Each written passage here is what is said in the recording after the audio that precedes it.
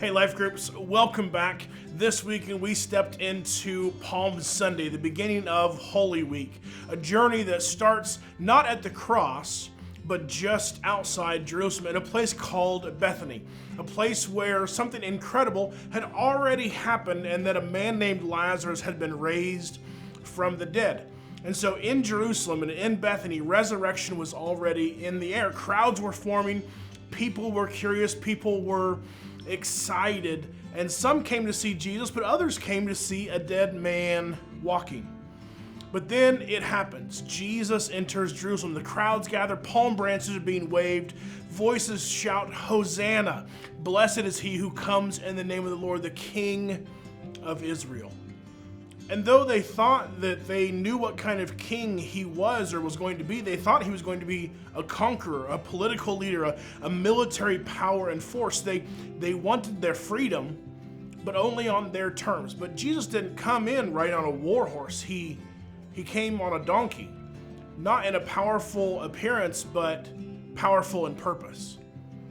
Not arriving to take lives, but to lay down his life for the sake of the world. This was a different kind of king because while the crowd was celebrating, Jesus was focused. He knew where this road led.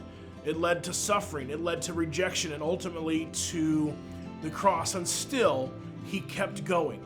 The prophet Isaiah said it like this, that he set his face like flint, unshaken, unmoved, fully determined. He knew the cost, and he went anyway.